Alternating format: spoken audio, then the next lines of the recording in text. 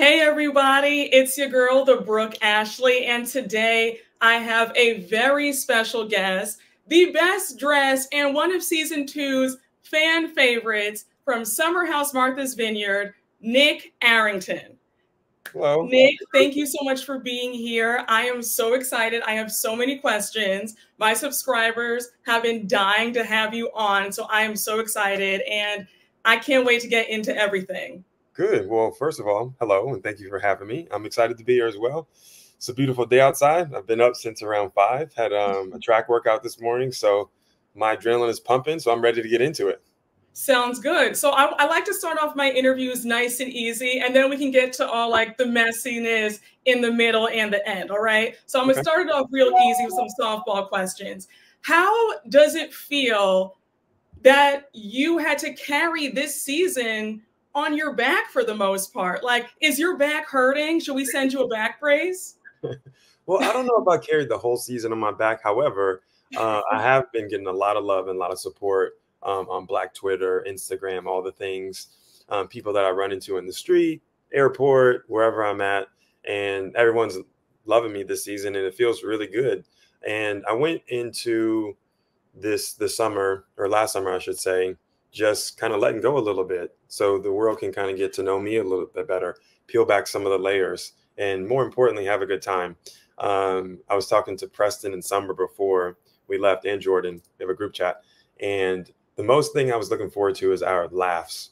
Because sometimes we laugh. I know outside looking in, it looks like we're going through a lot, but when we're laughing and we laugh so hard and our stomachs hurt, it's like memories that you will always remember. And that's what I was most looking forward to. And I told myself when we were throwing our parties like in the house, I'm going 110%. I'm going to give you the character, right? I'm going all the way in. Why not? Why not? You have to. You have to. And, you know, you made a good point about while it doesn't always reflect that you guys had a great time, did you guys have fun this summer? Because production showed us a lot of tears, crying, outbursts. And there were so many times where I felt like, can we just get through one episode? And I say this, I love the show, but I was like, can we just get through one episode where somebody's not having a meltdown or having a heart-to-heart about something? Do you feel like what we saw as viewers was an accurate portrayal of what went down in the house? I would say yes, but in defense of that, I would say some of those tears were tears of joy, like at Jasmine's reveal dinner. That I think everyone was really happy, and that was a very special moment. I think to your point, like crying and meltdowns, I think there's a lot, right? So imagine if you went on like a girls trip with your girls, maybe like. And some of your guy friends, maybe 10 or 12 of you in the house, let's say in Sag Harbor or in Myrtle Beach, wherever you choose to vacation. Or let's say you guys come and join us on the Vineyard. There are so many interworking dynamics in the house when you're there so long with people, especially if you're not with them every day out of your life and you're bringing that baggage you have like in your world and you bring it in with you to the house. So things are going to explode. It's almost like a pressure cooker, not even almost, exactly what it is. But I think we missed some of the fun times. I don't know. I know you talked to Preston a couple of weeks ago. We had one night where we stayed up all night long and we played hide and seek in the house in the backyard. This backyard goes on for forever. Yes. We were playing for like almost until the sun came up. But then you have to think to yourself, does the world want to see grown people in a house playing hide and seek? I don't know. We do. Like, we want to see more fun. Yeah, Jasmine actually won. We couldn't find her. We honestly couldn't find where she was at. And I was like, apparently I was like around the corner from her and I still couldn't find her. So she won. So kudos to Jasmine on that. But that was a really, really fun night. But it was late, you know, everyone was asleep and we were up like literally having a good time. Yeah, I think it's a mix of a lot going on. There's a lot of fun, laughter, but there are tears and arguments and heart to hearts. But I think we do a good job of being vulnerable in that sense and holding each other accountable, because the end goal is for you guys to see yourselves in us, in our tears, in our fights, because everyone's human, because everyone has those moments, right? I get it. No, I get it. I guess I come from the stance of, look, when I'm on vacation, I turn my brain off. I'm not here for the deep talks. Like, we just want to see fun and you guys just having a good time at the club. And it just felt like this season, it was there was a lot of drama that overshadowed the fun. Yeah. And I understand what you're saying about, of course, seeing us in you guys, of course, because we all have our moments, especially being in a house with 14 people. There are going to be some ups and downs. And I've always thought that you have been one of the more even-keeled, calmer personalities. You're very level-headed. How does it get a bit draining being around people who are the complete opposite? It's hard work. Not all the way draining, because my energy, my energy levels always stay high, even without caffeine. I'm not a coffee drinker, but yeah, it ebbs and flows, right? I think you saw in, I think it was like episode 7 or 8, where I was literally at my wit's end, and that typically doesn't happen for me.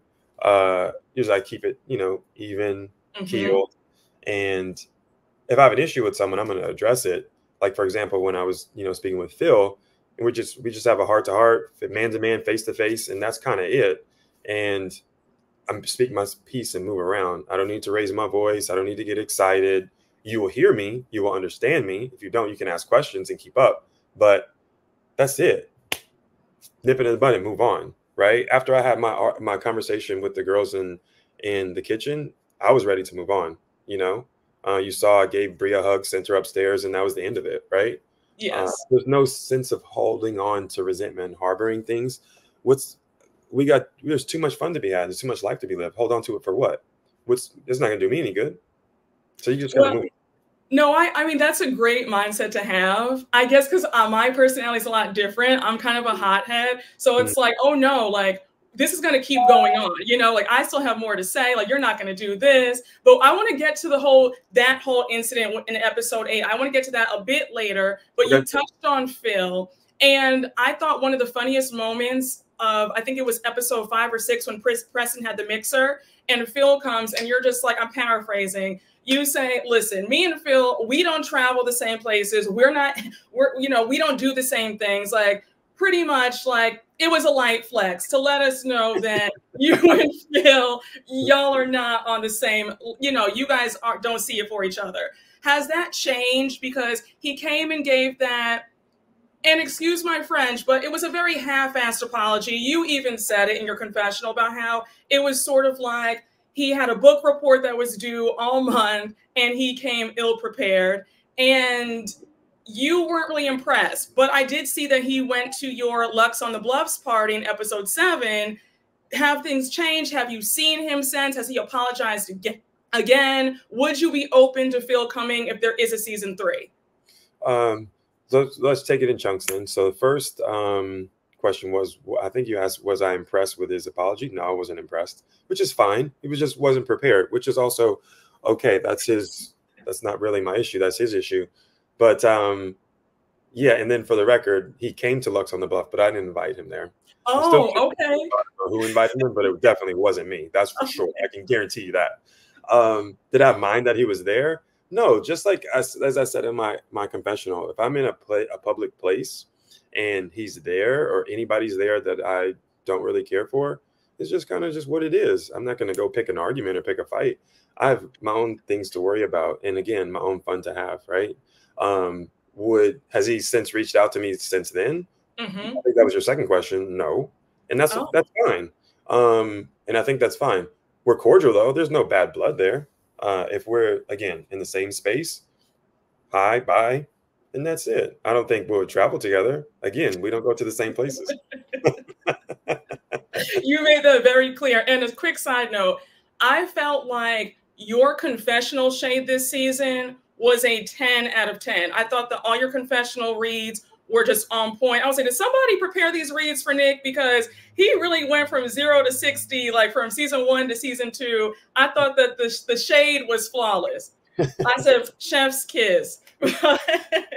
So I really enjoyed it throughout the season. You were just kind of reading everybody. I was like, okay, like, all right, Nick, like, come on, Nick, let them have it. Let them know. I think you guys receive it as, I guess I'm a little funny without trying to be funny, right? Yes. I kind of just speak my piece. I just want to, be honest, right? Yes. And then I think that curt honesty is humor sometimes, right? Yes. Because Yes. I honestly wasn't trying to shade y'all. I really wasn't. I was just describing the things that I do, and they're just different than the things that he does. Yes, it's very deadpan, dry humor with a straight face. It's perfection. Other people could take some notes because they try a little too hard with the shade and it doesn't really land. But we'll talk about that later on. Okay. So, so with Lux on the Bluffs, I really appreciated how you let the house know beforehand that you were disappointed. You had the marathon hours before. Nobody sent you a text. They didn't even attend. And you let them know that you didn't appreciate that. From what we saw as viewers, it looked like nobody really like apologized or said anything. They were just quiet. Did anybody come up to you afterwards and say, you know what, Nick, I'm sorry for that. That was my bad. Or did they just like keep it moving and that was that? There's only so much tape that we can show, right? And I definitely received some apologetic sentiments for sure. Absolutely. And I don't want anyone to think that wasn't the case. It just wasn't shown. And that, I think that does them a disservice, which isn't really fair. And to be fair, when I tried to rouse Alex in the morning, I was letting him know I was leaving. He did say good luck, right? And Amir let me know he was kind of trying to get up, but you saw he was trying to go shot for shot with Preston the night before, which was a bad idea. But he just couldn't get up. But in that moment, again, I just speak my piece and kind of move forward because I had a lot of people coming in from out of town to Lux on the Bluff too, and to cry about something that was at 6 o'clock in the morning serves nothing to me. However, not saying something is not the way to go either. You just kind of express how you feel and move forward and move on, you know, because I had a laundry list of things to do. And when I host something, I have to give it 150%. Otherwise, what's the point? What are we doing? You know? Yeah. So how did you feel about Bria not wanting to help out? She was talking about nobody helped me when I had Bria Chella, and then we see the tapes playback, and you, Alex, and I think it was Shanice were the only ones helping. So I'm just like, you know, to see that and how quickly people forget, because her event was maybe like the day before yours. So how quickly she forgot that you had helped her. How did that feel in that moment that she just didn't want to help? Again, harping on things that I can't control. I don't have time. And at the end of the day, when I ask for help me. If you don't want to help, I'll do it myself. And then I also had my cousin coming in town. Tasia was coming. My friends were coming early. I had hands, you know, so it's either you want to help or you don't. If you don't want to, that's okay. You go upstairs. I'll see you later. Right. But I'm glad that you pointed that out because I'm always kind. I'm kind to everybody, but excessively kind to Bria. Right. Was definitely roll my sleeves up, help out because I know I would want someone to do that for me. So why would I sit down in the basement and not help her during, you know, Bria's world? And she had a lot going on. She had you saw it. There was so much going on. Obviously, she needed help. So I would look so inconsiderate if I didn't. And that's just not how I was raised. And I'm not built like that. You know, I didn't even really know what I was doing outside, you know, but I just added what value I could. And to be fair, I think she didn't really hear because she was already made up in her mind that she didn't want to help me. She didn't hear what I was requesting. I literally asked her to like just tidy up the bathroom. I didn't ask her to scrub anything, literally Windex and put like toilet roll or a hand towel, something that you would want to see when you walked into an event, right? You know, you don't want things on the mirror and you want to make sure the toilet roll somewhere to dry your hands. Simple. How long do you think that would take? Maybe 10, 15 minutes, 30 at best, if you take your time. You know? Yes. Well, you could Windex a window while holding Milo. Like what? Of course. Yeah. Have you ever thought about getting a cleaning service though? Because that house is so big. And I'm just like, it would take the pressure off. I'm all about paying for convenience. Yep. So I'll answer that with a question. A cleaning service with 12 full-grown adults in the house. No, well, the house is very messy a lot of times that we see it. I mean, it would be a benefit and that would free up time. It would. Lucky for us, our events take place in the common area. So I think we were okay. Now the bedrooms, in fairness, we move so fast and all of us bring so many clothes. I don't think anybody is more than me. But it's just, we're go, go, go, go. We have 3-4 things to do in a day. So I totally get it in defense of all of us. But our common areas are always pretty neat. Yeah, yes. It's the kitchen that drives me nuts when I see it. No, I'm just saying. I have to be honest. Yeah, it's a lot. The kitchen is a lot. It's a lot. It is a lot. And I'm guilty of using multiple glasses in a day in the house too. I'm guilty of that. However, I'm also in front of the dishwasher too. You know. Now with Lux on the Bluff, we see Simon comes down in the flamingo suit. Bria is livid. You weren't so pleased about it. You like, okay, that's what Simon does. He wants attention. But did you feel like that negatively impacted your event? Or were you just like, okay, that's annoying, but we still move, like it's not that serious? For me, it was the latter. People are unique in their own right. If this is what you want to do, this is not a costume party. It's not Halloween. But if this is what you want to do with your time, and go for it, bro. Obviously, it was short-lived because Bria went off. You know, I didn't even witness any of that until I watched it with you guys. I didn't know. I didn't know she went ballistic on him like that. But wow, no sweat off my back. I mean, if you want to do this, do it. It was short-lived, and I don't even think everybody saw it. So if he was seeking attention, if that was the goal, it didn't really work. No. You know? No, it didn't really land because it was like, okay, like I guess, and then let's go on to the next episode. Like, okay, whatever. Yeah, but I honestly didn't understand. And then when he apologized about it, I kind of just forgot about it in my mind. So I was like, I appreciate it. That's cool. But whatever, dude. Yeah, you had other stuff to think about. So when he apologized, it was kind of like too little, too late. Like, sir, we're on to something else. Your girlfriend is the one who messed up. And since we're going to now dive into like I don't want to say the messier questions, but we do want to get into the meat of what really happened this season. Yeah. There's this narrative from quite a few of your castmates where they act as if you're this big flirt. And we saw in episode 3, Preston approaches you about how Jordan and Summer say that you're, I guess, handsy or touchy or flirty. Yeah. And you addressed it immediately, right? Then we see Natalie comes, episode 7, 8. They're talking on the hammock, her, Noelle, Bria, and Shanice. Natalie pops off and starts that whole thing.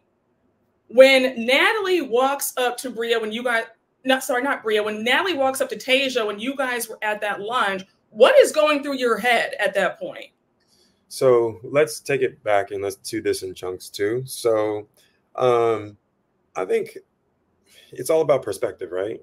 And it's all about how you want to describe, or who the receiver or who's viewing on the outside describe someone's behavior, right? For me, I would call it friendly, affectionate, kind, courteous, all the things, right?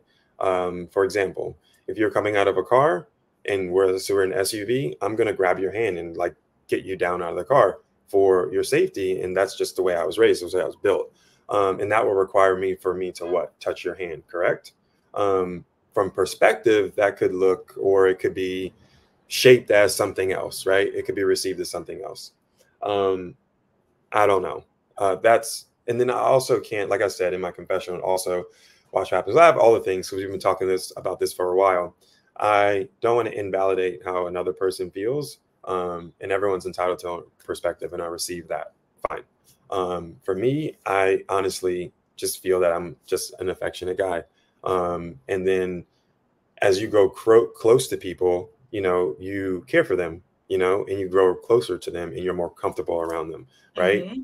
So, for example, how close I am to Summer and Jordan, this is why I was so upset in the kitchen. I don't have that relationship with these 3 women that I have with Summer and Jordan. I'm like, for you, we're just meeting each other.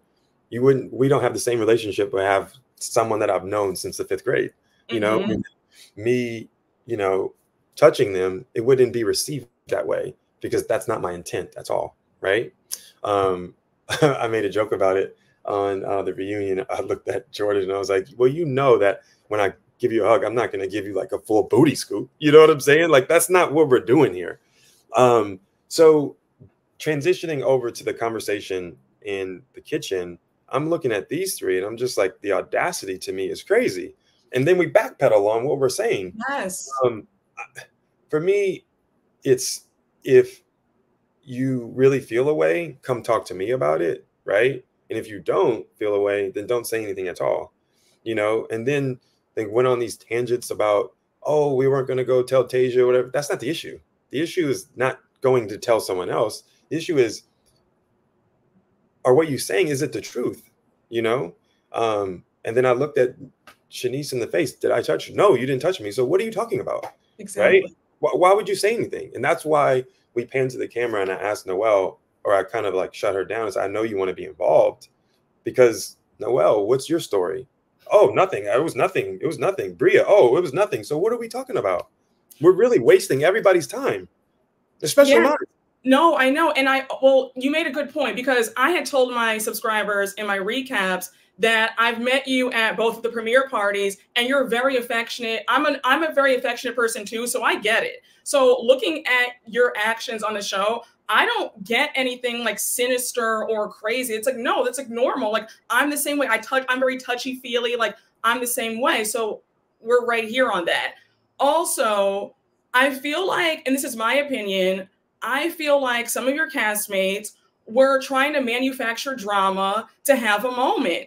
That's what it came across to me, because I just feel like this narrative is old and tired. I don't know if you watched The Real Housewives of Potomac, but in season 7 with Candace Dillard-Bassett, what Giselle and Ashley tried to do with her husband, they tried to make these claims that he was being inappropriate, and that had serious, grave consequences. Mm-hmm. And it felt like a mini repeat of watching this season of Summer House Martha's Vineyard. And I was so irritated, because I said, there's no way that any of these women can say that, oh, Nick is being too much of this or that, when it's just general, just being fun and kind and just affectionate. It's just normal stuff. And I appreciate that affirmation, right? And then I haven't seen, to answer your question directly, I didn't see that content on The Real Housewives of Potomac. I hate that. It's unfortunate, sounds like. And for me, I just give it a kind of another example. It's just a little bit more lighthearted. So for Shanice, remember when she hurt her foot? You know, I'm literally like carrying her up and down the stairs. What's that require? Of course. What are we talking about? You know what I'm saying? Like, yeah. I wasn't trying to do anything. I was literally trying to get her up and down the stairs. So that's why I was taken aback from her. And I'm like, really?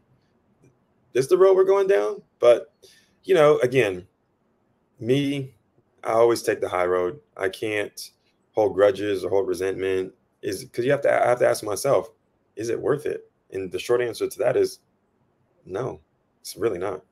And I know who I am. And clearly the viewers, I mean, you've seen Black Twitter. I mean, everyone's hashtag Team Nick, you know? So yes, it's unfortunate. And I think we're navigating it just fine. I think I'm going to be okay. For sure. No, I think you're gonna be just fine.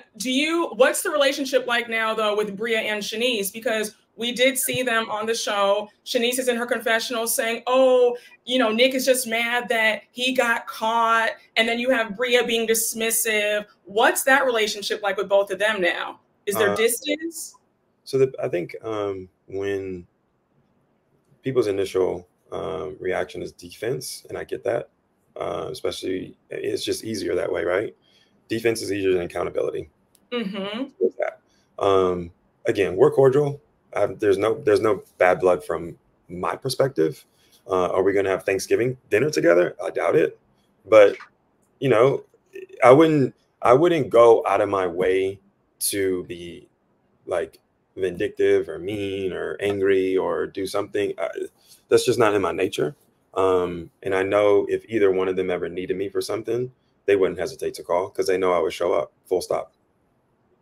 That's really kind of you, because I know a lot of people who would have the opposite feeling, like, no, you try to lie on me. Absolutely not. You know, if I see you, I see you. And do you feel like there's a double standard in this group? Because I feel like three examples. You have Bria asking you to be sleep support. Then we see in the Lost Files, when Bravo played those tapes back, she had asked you to take her to Nobu. That's flirting to me. That's very flirtatious. And then we have Shanice, who is twerking right next to you. It's not like she was across. She's literally right next to you while you're on the couch. Then when you had the Tat song, when Tat and Nick came out at Jordan's Freaknik party, that everybody loved, by the way, and she's talking about, oh, Nick, you know, I want to.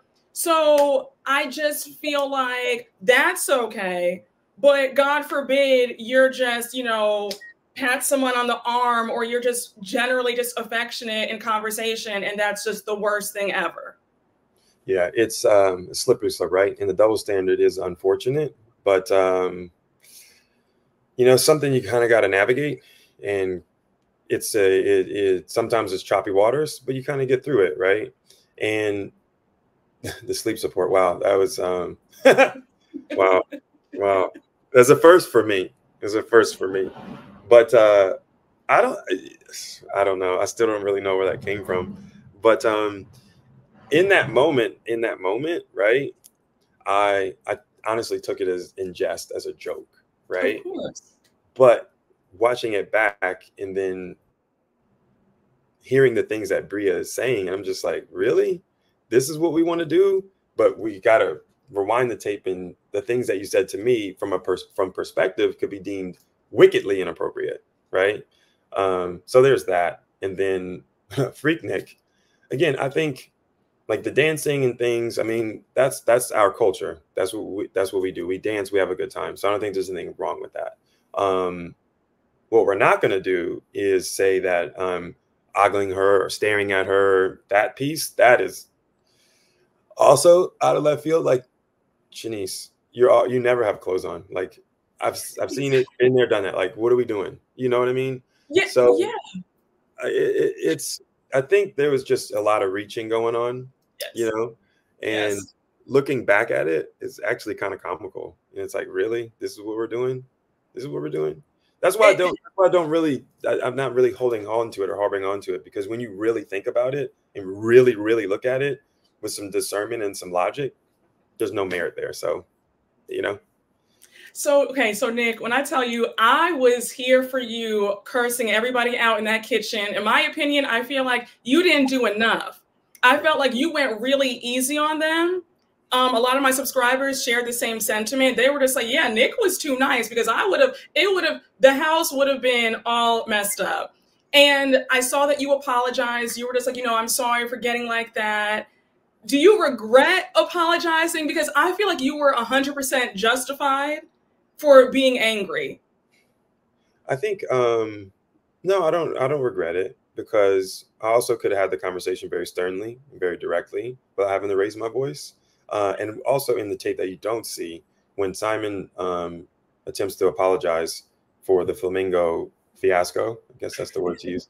I was like, actually, I don't really much care about the flamingo, but I also need you in this room, because you need to hear what's about to happen, because I also don't want to come across as a bullying, like, you know. That's why I was also sitting, because I stand at 6'1". I'm much more taller than every woman in the house. And that dynamic just looks bizarre. That's why I chose to sit down in that moment. And I wanted Simon to stay in the room, because I was addressing his partner, right? And I knew it wasn't going to be a easy conversation, right? But that isn't aired. But I think that's also very important, because my intent was just to, you know, just get down to it. Like, say what you're going to say. If you want to talk about me, that's fine, but let's talk to me, and let's mean what you say. And if you don't mean it, don't say anything at all. That's really just what I wanted to get across. I didn't want anybody to suffer. I didn't want to be mean or nasty. That doesn't benefit me at all. What is that? In the moment, it feels good. A mentor told me once, if it feels good, you probably shouldn't say it, right? Because that little moment of gratification of sunning someone or putting them in their place, I think taking the higher road is more effective. It's far more effective, because they can really feel it. Because if you start to get angry and you start to like attack people, the message is lost. It's lost. They're never going to hear it. And I needed them to hear it. Does that make sense? No, it makes complete sense. My dad was the same way. He would always say similar sentiments. I get that. My thing is, there's a time and a place. Like, sometimes you just have to go off and let people, like, there are, yes, a lot of times it is good to just, you know, take the high road, let people feel it. People do feel silence more. They feel it more when you don't get angry. There is power in that. But there are times where you have to say, you know what, this ain't that. You know, I get it, but I felt in this position that you were in, you had every right to go off and just say whatever, not apologize or feel, you know, like, oh, I'm sorry that, you know, I raised my voice. That's just one of those situations, because God forbid that what they were saying had picked up steam. You know, like, you know, what if production had edited it in a way that it made you look bad? So there are some times, I guess. So with that being said, you can't really, the truth is always going to come out, and you can't hide that, right? And I think my character is always going to outshine mess. It's just the natural order of things, right? And in that, I think I'm protected, because if you ask anyone in our cast, who's the person that you can count on, I would say 8 out of 10 of them 8 out of times you're gonna say me, for sure. Oh, I'm having a birthday dinner. It's not even a question. I'm gonna be there. Oh, for example, Amir, I got a rugby match in Philly or Pittsburgh. Can you pull up? It's a train. That's light work. I'll be there. Alex, fill the space. You pulling up? I don't even need an invite. He knows I'm going to be there, right? Jordan's having a dinner. I'm there. I'm in the mix. As soon as I land in LA, Summer and I are out having a good time. So it's just like that. You cannot hide, and that's going to shine through. Even the things that we do off camera, I think my support and love that I have for my castmates, they feel it. You know what I mean? I think that's why I was just so like surprised. And I also have to stay true to myself, right? Now, if I would have went off and started bickering and carrying on, that's just not really me. So I can't give you something that's not there. I understand. I get it. I totally get it. Everybody, I 100% understand. Where do you and Amir stand now? We aren't as close as we were, unfortunately, but that's the nature of relationships. They ebb and flow. I don't know what the future holds for us. I don't know. I don't know the answer to that question, but where we are right now isn't where we were, you know, before, you know, we got back to the Vineyard. For definitely not. I mean, you saw us when we were coming in, we were having a good time, you know, picking on each other, having a good time or whatever. I don't know. I don't know where that's gonna net out.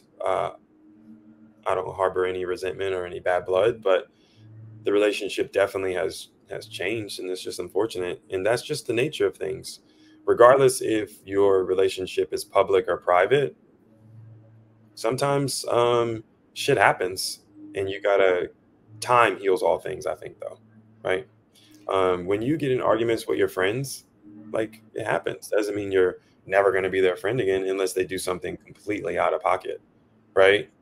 So yeah, it's in some, I guess, not to be verbose, it's not where it was last summer. It's just not there. It's sad that it seems, from my perspective, that Amir just is not taking any accountability or any ownership for what happened. And from my lens, it just seemed like Amir was low-key coaching Natalie on what to say when she got in the house. Do you feel that maybe she was auditioning and that's why she brought all that mess? I think I can't speak to that, but I would continue to give her the same advice, regardless if it's us or different people. If you want to get to know somebody, you kind of just got to talk to them, right? Not talk about them. That's not the way to go. And that's in any type of relationship, romantic, platonic, business. And I don't know if it was Amir giving her the advice for a fact, but it wasn't. I don't think it was the way to go.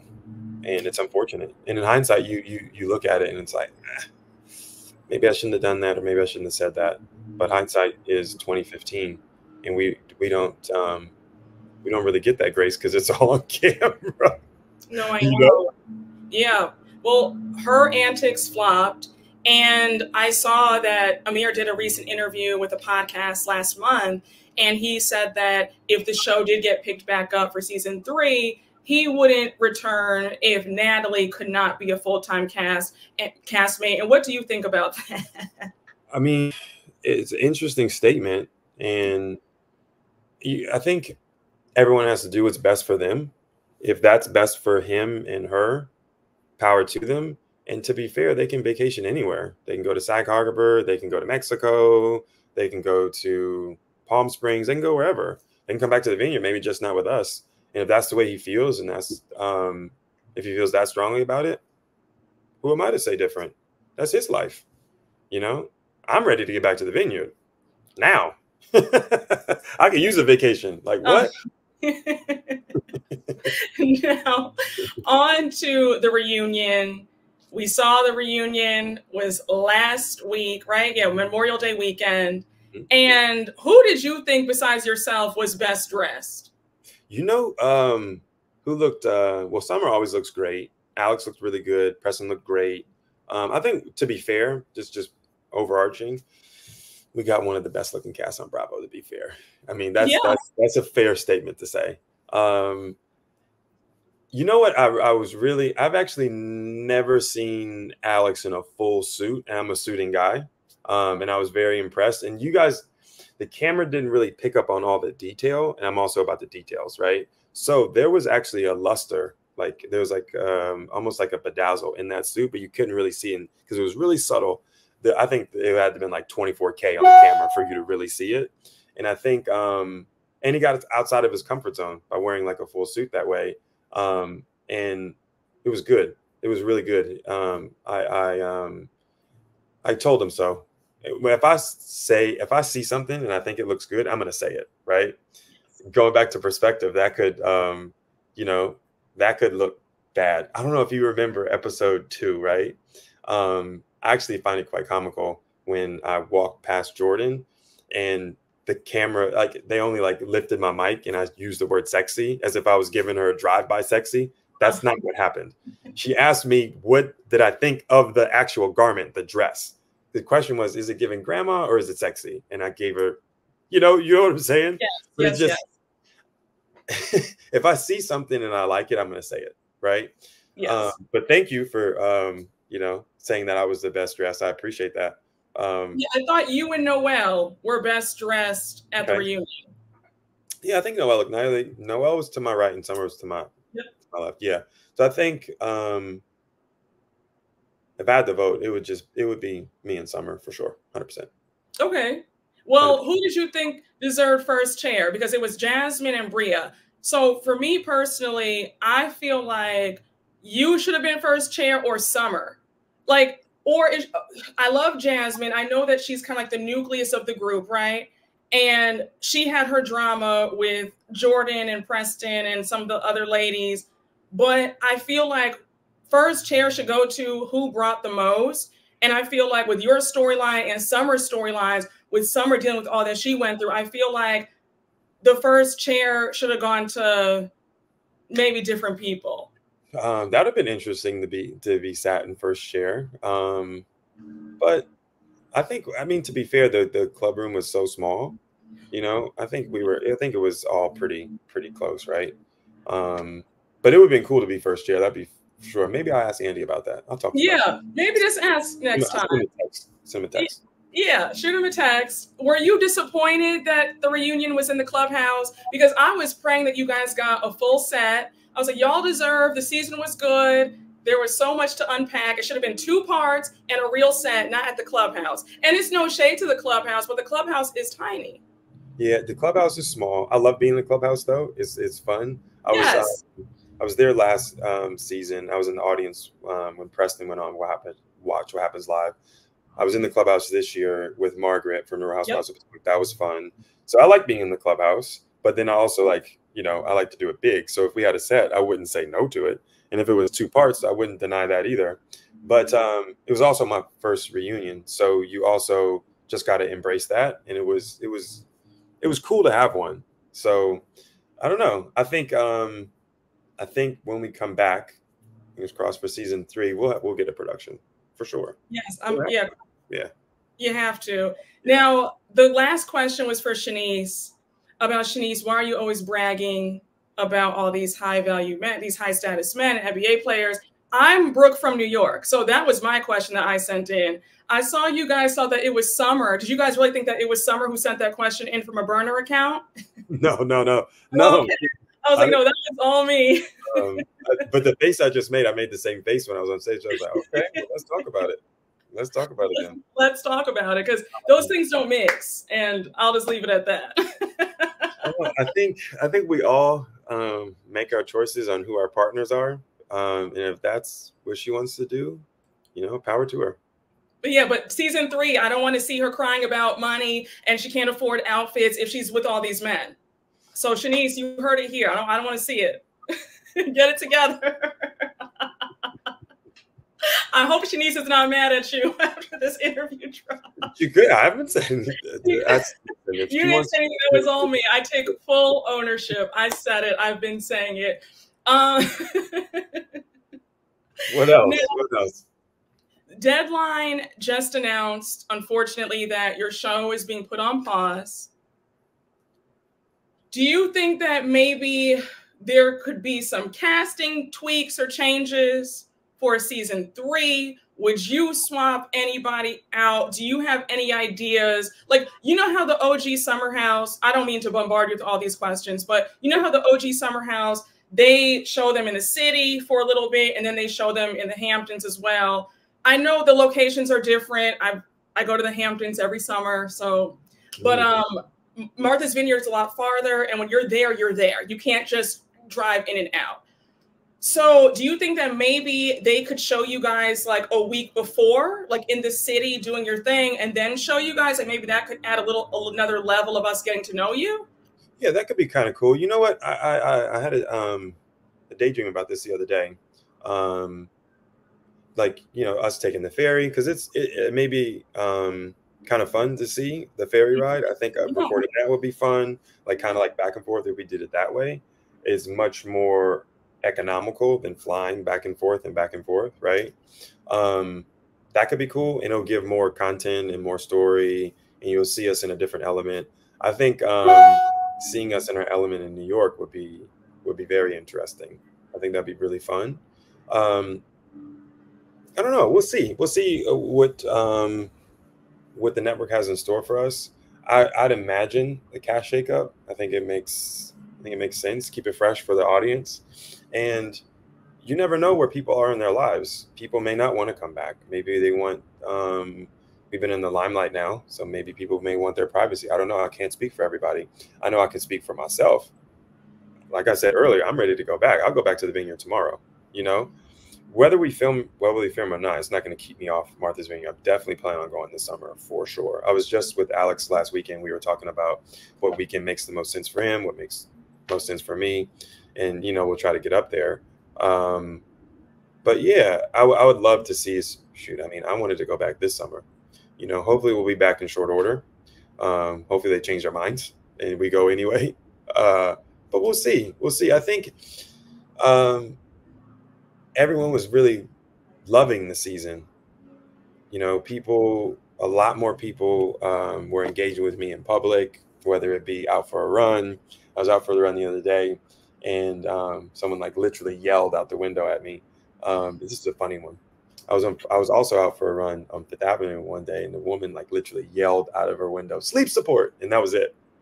That's the only thing she said. Not hello, not hey Nick, nothing. Just those two words. Just yelled it, and that was the end of it. That was the end of it. But I think everyone did a good job this season. I think we brought a lot. I think there was a lot going on in the house. We poured into our events, and I think it was received well. So I think I'm optimistic that we come back. I'm very, very optimistic for sure. I think Black Twitter went off every Sunday and Monday. Like what? Well, you were in the mix. I have a big following on Twitter, so I was tweeting every Sunday in the mix, talking and chatting, saying some of my opinions that might have rubbed your castmates the wrong way. Listen, everyone's entitled to their opinion, and it kind of like it boils down to perspective. It is what it is. And I feel like, hey, all press is good press, right? As long I'm talking. And I think a lot of people are talking about us still, Yeah. which I think is great. I think it was great. So.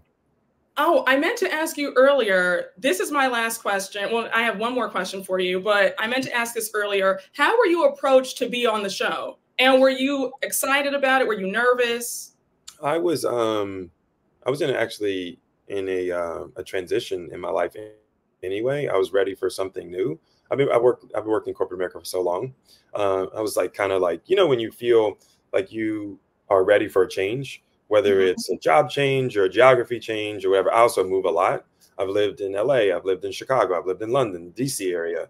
So I was getting to be that time, and this kind of fell out of nowhere. It was just a random casting call, because I had degrees of separation with some of the people that were in the house. And Alex and I are long friends for a number. I've known him the longest, right? And You then guys are Amir, frat brothers, yeah, we right? are frat brothers for sure. Shout out to the Nukes. So, and then Amir and I, we have friends in the fitness community. For example, we have a friend that is also a marathoner, and we see each other often around the world. Again, I'm a little different. I'm in the world.